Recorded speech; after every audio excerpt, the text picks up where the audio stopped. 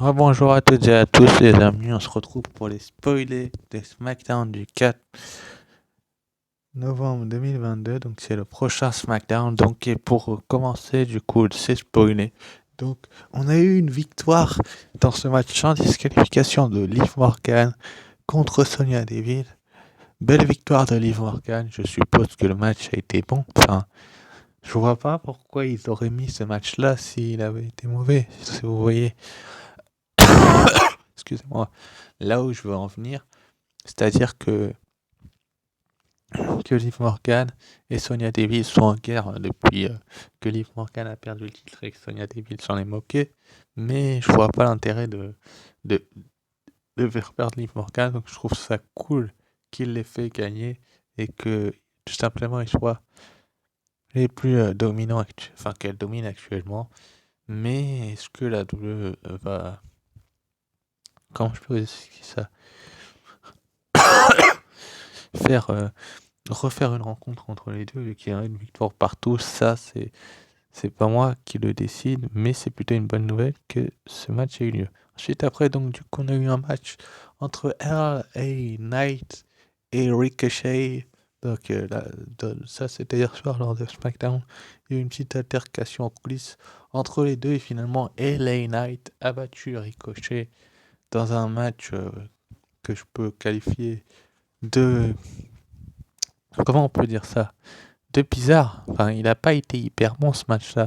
Si vous voyez ce que je veux dire.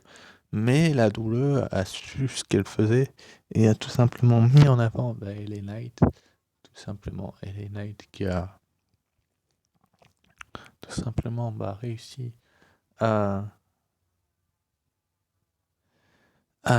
comment je pourrais dire ça, à battre Ricochet. Je ne peux pas vous détailler les matchs malheureusement vu qu'ils auront lieu que la semaine prochaine, mais je le ferai via l'espace commentaire pour ceux qui se demandent la question, et c'était plutôt cool. Juste après, du coup, on a eu un segment entre les Usos, les Brawling Brutes, et la Bloodline, enfin les Usos, les Brawling Brutes et le New Day. Finalement, les Usos ont pris le dessus. Et d'ailleurs, ils s'affronteront du côté de Crown Jewel, j'ai oublié de vous le préciser lors de la review du dernier SmackDown. Et aussi, on aura Bianca Belair contre Bayley. Oui, c'est ça, Bianca Belair contre Bayley dans un Last Woman Standing match. Mais là, lors de ce SmackDown-là, donc on a eu le droit à un Natalia. Donc Natalia, la catcheuse canadienne, qui s'est retrouvée donc face à ni plus ni moins que la meilleure amie, j'ai envie de vous dire, la meilleure amie de Ronda Rousey, donc c'est bien évidemment la reine des piques, Shayna Baszler. Donc Shayna Baszler a battu Natalia. Là aussi, je peux pas vous détailler comment le match s'est déroulé, vu qu'ils l'ont tourné, enfin ils l'ont enregistré, mais ils n'ont pas encore diffusé le show. Mais je le ferai via l'espace commentaire. Mais c'est une belle victoire pour Shayna Baszler, qui n'en voyait plus depuis sa défaite contre Liv Morgan d'ailleurs. Enfin, on n'avait plus beaucoup vu depuis sa défaite contre Liv Morgan avec la chaîne de Castle. Je crois qu'elle avait fait peut-être un ou deux matchs, je sais plus trop.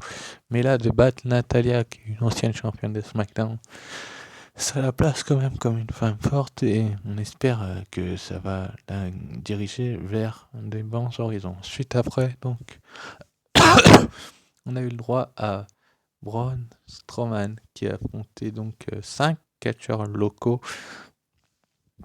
Oui, j'ai bien dit 5 catcheurs locaux dans un match handicap et il les a donc battus. Et puis ensuite, après, il a fait des slams à MVP qui a tenté d'intervenir. Mais bon, c'est comme ça, c'est Braun Strowman, il détruit tout sur son passage. C'est une belle victoire pour Strowman. On sait que du côté de Crown Jewel, il se retrouvera face à Amos. Donc, on va bien voir ce que ça va donner, sa confrontation avec Omos. Mais franchement, là aussi, je pense que ça a été un squash. Par contre, le match de Braun Strowman, là, je me fais pas de doute là-dessus que ça a été un squash, mais bon, ça reste Braun Strowman et c'est plutôt une bonne chose. Et donc, dans le main event, on a eu le droit, enfin, ils ont eu le droit parce que j'étais pas sur place, à Rey Mysterio qui a eu sa chance au titre intercontinental face au ring général Gunther. Donc, on va m'expliquer pourquoi on donne une chance au titre intercontinental à Rey Mysterio et on le transfère de show pour lui faire perdre sa chance, en fait. Enfin, où est l'intérêt de faire perdre Rey Mysterio, même si Gunther est un très bon champion intercontinental, ça renforce en fait, je vais y arriver, son personnage. Et je pense que c'était peut-être la meilleure chose qu'il y avait à faire, mais est-ce que la WWE avait vraiment besoin de ça pour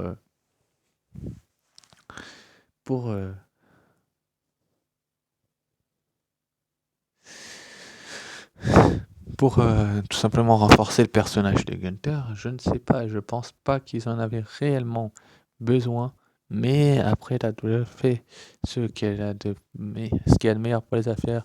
Donc Gunther reste le champion intercontinental et n'est pas sur la carte de Crown Jewel, même si des matchs ont été rajoutés. Donc pour ceux qui veulent pas être spoilés, bah vous attendez le show